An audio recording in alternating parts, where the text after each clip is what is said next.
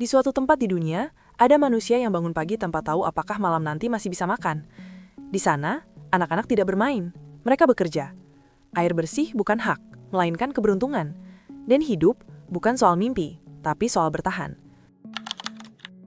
Bangladesh, negeri yang dari jauh tampak biasa, tapi dari dekat menyimpan cerita yang membuat banyak orang tak sanggup menatap lama. Hari ini, kita masuk ke dunia yang jarang diperlihatkan, dunia di mana harapan sering kalah oleh kenyataan. Bangladesh bukan negara yang sepi. Ia bukan hamparan luas dengan ruang kosong di antaranya. Bangladesh adalah tempat di mana tanah, manusia, dan waktu saling berebut ruang. Dari udara, negeri ini tampak hijau dan damai. Sungai mengalir seperti urat nadi, sawah membentang luas. Tapi begitu kamera turun ke daratan, pemandangan berubah. Kota-kota Bangladesh berdetak terlalu cepat untuk tubuh manusia. Setiap meter dipenuhi kehidupan, setiap lorong menyimpan cerita. Kepadatan di sini bukan sekadar angka statistik, ia terasa di napas, di langkah, di cara manusia saling bersentuhan tanpa sengaja setiap detik. Pagi hari di Bangladesh bukan dimulai dengan ketenangan, ia dimulai dengan ledakan aktivitas. Matahari belum tinggi, tapi ganggang sudah penuh. Pintu-pintu rumah kecil terbuka bersamaan. Manusia keluar seperti arus air dari bendungan.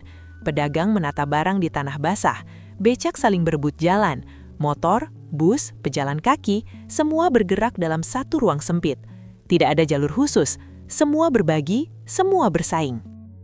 Suara klakson bercampur teriakan, bau makanan bercampur asap, debu bercampur keringat. Di sini, kota tidak pernah benar-benar tidur. Bahkan saat malam datang, kehidupan tetap berdetak. Lampu kecil menyala di rumah-rumah seng. Suara mesin pabrik masih terdengar. Bangladesh adalah salah satu wilayah terpadat di dunia. Tapi kepadatan bukan hanya soal jumlah manusia. Ia adalah soal ruang hidup yang menyusut. Banyak keluarga hidup dalam satu ruangan kecil. Satu ruangan menjadi dapur, kamar tidur, ruang tamu, gudang, sekaligus tempat bekerja. Tidak ada sekat, tidak ada privasi. Ketika satu orang bergerak, semua ikut bergeser. Atap seng menjadi batas antara hujan dan tidur. Saat matahari terik, seng berubah seperti oven. Panas terjebak di dalam ruangan. Nafas terasa berat. Saat hujan turun, suara tetesan menjadi musik malam. Air merembes melalui celah-celah kecil. Lantai tanah berubah menjadi lumpur. Banyak rumah berdiri bukan karena kuat, tapi karena belum runtuh. Di ganggang sempit, anak-anak berjalan tanpa alas kaki. Tanah basah, licin dan penuh sampah. Tapi disitulah kehidupan berlangsung. Mainan mereka bukan plastik mahal. Mainan mereka adalah ban bekas, potongan kayu, botol kosong. Di sini, masa kecil tidak dibentuk oleh taman bermain, tapi oleh lingkungan yang memaksa cepat dewasa.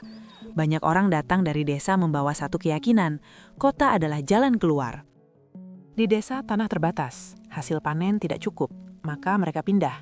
Dengan tas kecil, uang seadanya, dan mimpi besar. Tapi kota tidak selalu menjadi jawaban. Kota seringkali menjadi ujian. Rumah sewa mahal, air harus dibeli, makan harus dicari setiap hari. Tidak ada tabungan. Tidak ada jaring pengaman. Jika hari ini tidak bekerja, besok mungkin tidak makan. Kepadatan membuat semuanya terasa cepat dan keras. Waktu di Bangladesh tidak berjalan pelan, ia berlari, dan manusia dipaksa berlari bersamanya. Di pasar tradisional, ruang nyaris tidak ada. Pedagang duduk berhimpitan, pembeli bergerak sambil saling mendorong. Bau ikan, rempah, daging bercampur menjadi satu aroma berat. Tapi di balik hiruk-pikuk itu, ada wajah-wajah yang lelah. Mata yang sudah terlalu sering melihat hari sulit. Banyak orang tidak tinggal di kota karena ingin. Mereka tinggal karena tidak punya pilihan lain. Desa tidak memberi hidup. Kota memberi hidup, tapi dengan harga mahal. Di Bangladesh, harga itu sering dibayar dengan kesehatan, waktu, dan masa depan. Kepadatan juga mengubah cara manusia memandang ruang. Di tempat lain, halaman adalah milik pribadi. Di sini, halaman adalah milik bersama. Setiap sudut bisa menjadi tempat jualan, tidur, atau bekerja. Di bawah jembatan, manusia membangun rumah kecil dari terpal. Di pinggir rel kereta, anak-anak bermain sambil menunggu kereta lewat beberapa sentimeter dari tubuh mereka. Bahaya menjadi bagian dari keseharian. Bukan karena mereka tidak takut, tapi karena takut tidak mengubah apa-apa. Ketika ruang semakin sempit, persaingan semakin keras. Orang berebut pekerjaan, berebut tempat, berebut kesempatan kecil. Tidak semua berhasil. Banyak yang tenggelam dalam rutinitas tanpa arah. Bangun, keluar, mencari uang, pulang, tidur, lalu mengulang lagi. Hari demi hari. Kepadatan membuat hidup terasa seperti antrean panjang tanpa kepastian. Semua menunggu giliran, tapi tidak semua akan sampai ke depan. Bangladesh adalah negeri yang terlalu penuh, bukan hanya oleh manusia, tapi oleh harapan yang saling bertabrakan. Di sini, ruang bukan kemewahan, ruang adalah perjuangan.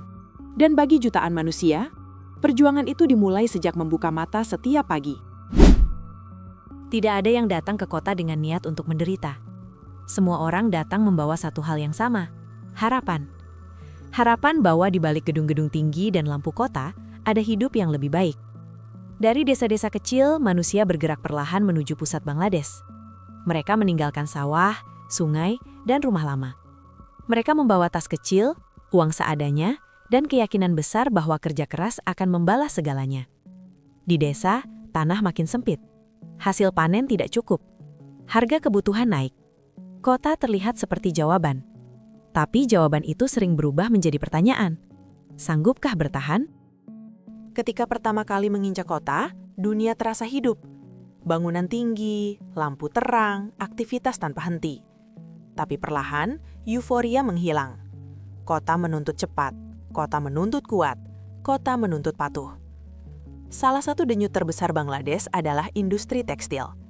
Pakaian yang dipakai dunia lahir dari ruang-ruang sempit penuh mesin. Di dalam pabrik, waktu tidak berjalan normal. Pagi datang sebelum matahari. Manusia sudah duduk di depan mesin ketika kota masih gelap. Jarum bergerak cepat, kain meluncur tanpa henti. Suara mesin menjadi musik sehari-hari. Tidak ada jeda panjang, tubuh bergerak otomatis. Jam kerja panjang menjadi hal biasa. Upah kecil menjadi kebiasaan. Tekanan menjadi teman harian. Di sini, manusia bukan dinilai dari mimpi, tapi dari seberapa cepat tangan mereka bekerja. Kesalahan kecil bisa berarti kehilangan pekerjaan. Tidak ada kontrak aman, tidak ada kepastian. Jika hari ini dikeluarkan, besok harus mencari tempat baru.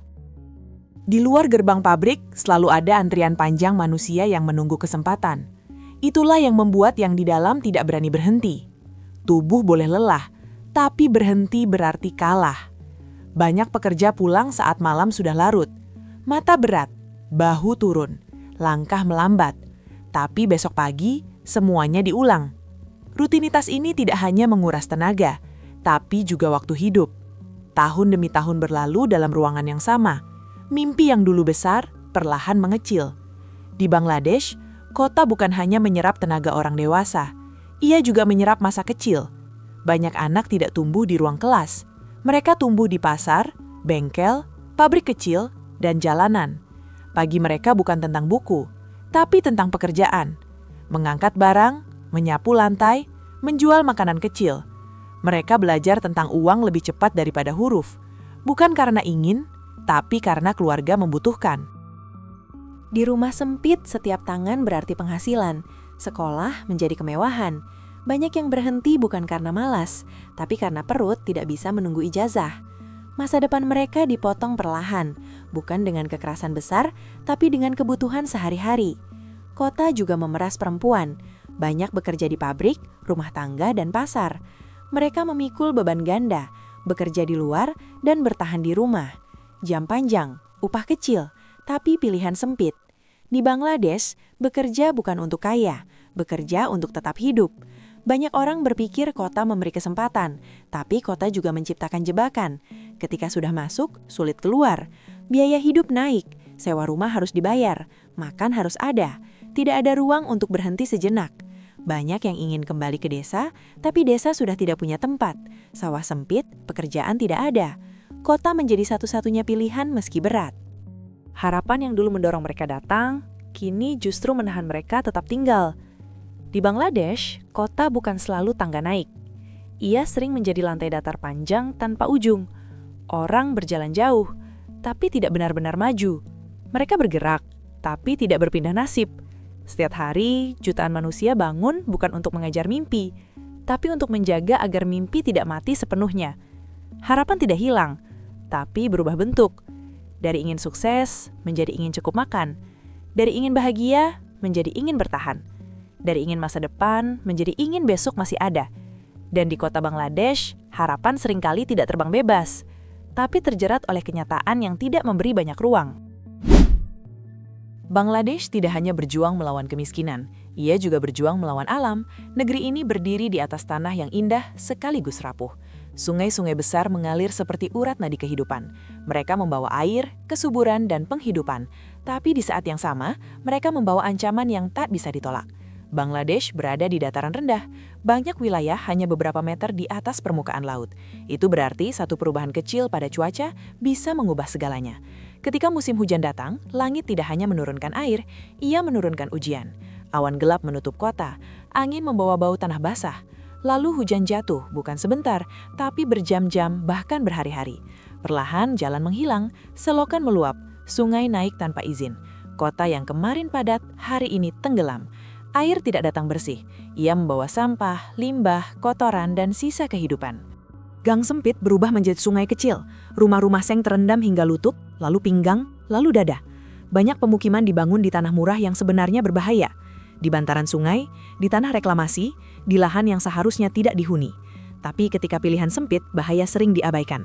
Saat air masuk, tidak ada waktu panjang untuk menyelamatkan segalanya. Kasur diangkat, panci diselamatkan, anak-anak digendong. Sisanya ditinggalkan. Banyak keluarga kehilangan barang bukan karena miskin, tapi karena alam datang terlalu cepat. Air bercampur lumpur, bau menyengat, makanan rusak, pakaian hanyut. Tapi hidup tidak berhenti karena banjir. Orang tetap harus makan, anak tetap harus bergerak. Setelah hujan reda, kota tidak langsung kembali normal. Lumpur menempel di dinding, sampah menumpuk di sudut. Penyakit mulai berjalan pelan di antara manusia. Air kotor menjadi sumber infeksi.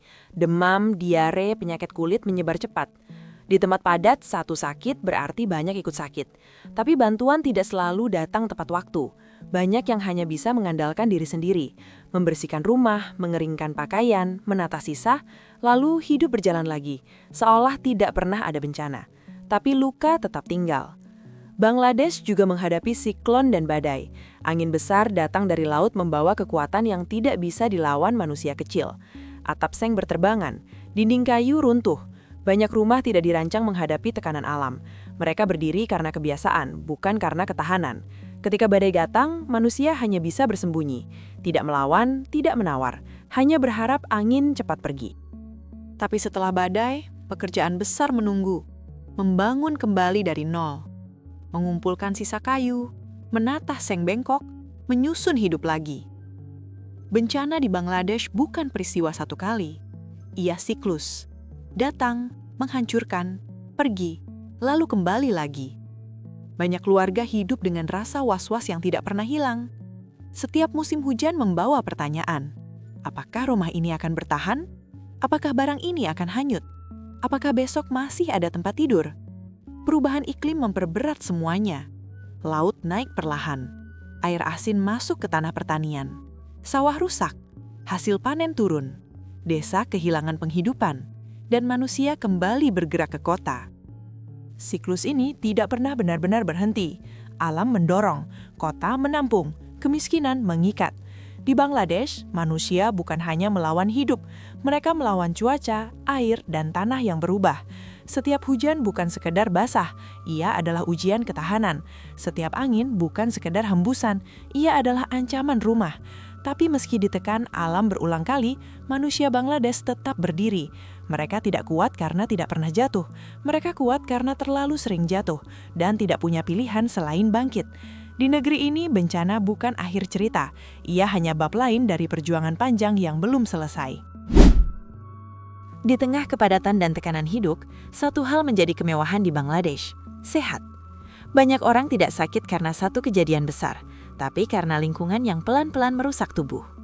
Air bersih bukan selalu tersedia. Banyak keluarga mengambil air dari sumur dangkal, sungai, atau pompa umum.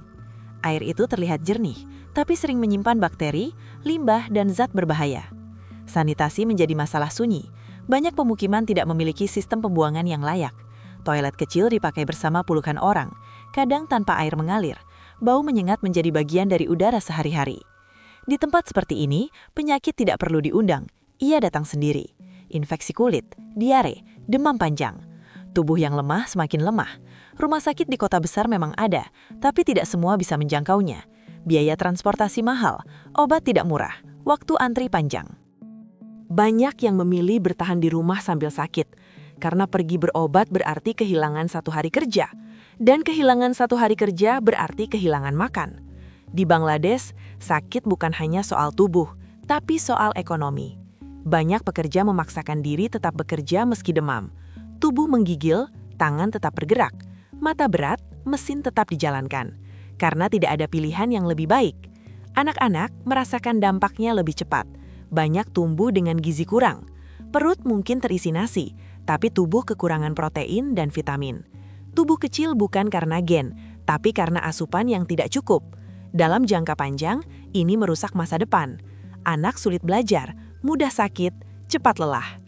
Kelaparan di Bangladesh sering tidak terlihat, tidak selalu tentang perut kosong, tapi tentang tubuh yang tidak pernah benar-benar kuat. Banyak keluarga makan satu jenis makanan setiap hari. Nasi, sedikit sayur, kadang tanpa lauk. Daging menjadi kemewahan, susu menjadi jarang, buah menjadi pilihan mahal. Tubuh hidup tapi tidak berkembang. Di pemukiman padat, penyakit juga menyebar cepat.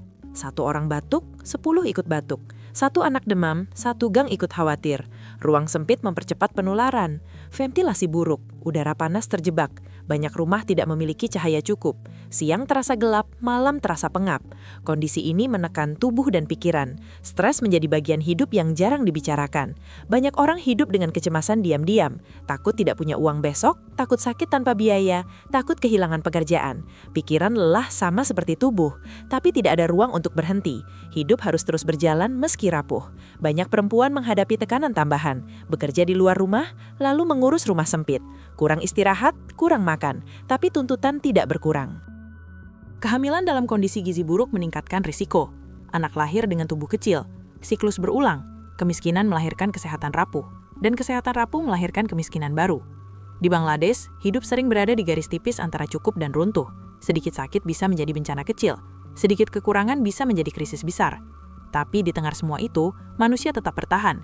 Mereka minum air seadanya, mereka makan apa yang ada, mereka berjalan meski tubuh lemah. Karena di negeri ini, berhenti bukan pilihan. Hidup mungkin rapuh, tapi keinginan untuk bertahan sering lebih keras daripada rasa sakit itu sendiri. Di Bangladesh, kehilangan jarang datang dengan suara keras. Ia tidak selalu berupa ledakan, kebakaran, atau reruntuhan besar.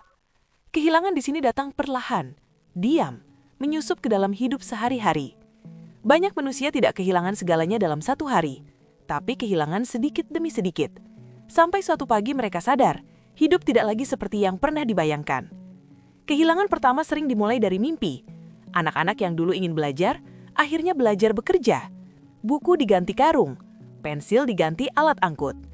Masa kecil tidak hilang dalam 1 kejadian, tapi terikis oleh kebutuhan. Di kota padat, sekolah sering kalah oleh perut kosong. Banyak anak bangun bukan untuk mengejar ilmu, tapi mengejar uang receh. Mereka tumbuh cepat, bukan karena ingin dewasa, tapi karena keadaan memaksa. Kehilangan kedua adalah waktu. Tahun-tahun berlalu di ruangan yang sama, di jalan yang sama, dalam rutinitas yang tidak pernah berubah. Bangun, bekerja, bertahan, tidur. Lalu, mengulang. Banyak orang hidup puluhan tahun tanpa pernah benar-benar merasa maju. Mereka bergerak, tapi nasib tetap di tempat. Kehilangan ketiga adalah kesehatan. Tubuh yang lemah di usia muda. Punggung sakit sebelum tua. Nafas berat sebelum waktunya. Banyak orang menua bukan karena umur, tapi karena beban hidup. Di Bangladesh, kelelahan sering menjadi identitas. Wajah-wajah lelah terlihat di pasar, pabrik, jalan, dan rumah. Mata yang sudah terlalu sering melihat hari sulit, tapi masih harus melihat esok. Kehilangan keempat adalah rasa aman. Rumah-rumah tipis tidak selalu melindungi. Banjir bisa datang kapan saja. Harga bisa naik kapan saja. Pekerjaan bisa hilang kapan saja. Hidup berjalan di atas garis rapuh. Satu kesalahan kecil bisa menjatuhkan segalanya. Banyak keluarga hidup dengan kecemasan yang tidak pernah benar-benar pergi. Tidur tidak selalu berarti istirahat. Kadang tidur hanya jeda dari kekhawatiran. Tapi di balik semua kehilangan itu, ada satu hal yang belum benar-benar mati. Keinginan untuk bertahan. Di Bangladesh, manusia mungkin miskin harta, tapi tidak miskin daya hidup. Setiap pagi jutaan orang tetap bangun. Bukan karena hidup mudah, tapi karena hidup harus dijalani. Mereka menyapu lumpur, menjahit kain, mengangkat beban, menjual harapan kecil di pinggir jalan. Kota mungkin tidak ramah, tapi manusia di dalamnya terus mencoba ramah pada hidup. Ada senyum kecil di tengah pasar, ada tawa pendek di gang sempit, ada cahaya lampu kecil di rumah seng yang gelap. Harapan di Bangladesh jarang besar. Ia tidak berbentuk impian megah. Ia berbentuk sederhana. Besok masih bisa makan. Besok masih bisa bekerja. Besok anak masih bisa hidup. Di dunia modern yang bergerak cepat, Bangladesh mengajarkan satu hal pahit. Tidak semua orang diberi kesempatan yang sama. Ada yang lahir di jalan luas, ada yang lahir di gang sempit, tapi semua tetap disebut manusia. Kita menonton dari layar nyaman, dari kursi empuk, dari jarak aman. Tapi di sana, hidup tidak ditonton. Hidup dijalani, dengan keringat, dengan takut, dengan harap kecil. Bangladesh bukan tentang angka kemiskinan, bukan tentang statistik banjir, bukan tentang laporan ekonomi. Bangladesh adalah tentang manusia yang setiap hari bertanya, apakah besok masih ada tempat untuk bertahan? Mungkin kita tidak bisa mengubah Bangladesh hari ini, tapi kita bisa mengubah cara kita melihat dunia. Karena penderitaan terbesar bukan kemiskinan, tapi ketika manusia dilupakan. Selama masih ada yang mau melihat, masih ada yang mau mendengar, masih ada yang mau peduli, maka harapan sekecil apapun tetap layak diperjuangkan. Bangladesh bukan akhir cerita. Ia adalah pengingat bahwa di balik layar kita yang terang, ada dunia lain yang masih berjuang dalam sunyi. Dan mungkin, dengan tidak menutup mata, kita sudah memulai perubahan kecil itu. Bangladesh mengajarkan kita satu hal, bahwa di balik dunia yang terlihat jauh, ada manusia yang setiap hari berjuang untuk sekadar bertahan. Jika cerita ini membuat kamu berpikir, merasa, atau melihat hidup dengan cara berbeda, jangan simpan sendiri. Tekan like sebagai dukungan. Bagikan agar lebih banyak orang membuka mata. Tulis pendapatmu di kolom komentar. Dan subscribe supaya kita bisa terus mengangkat cerita-cerita nyata yang sering terlupakan.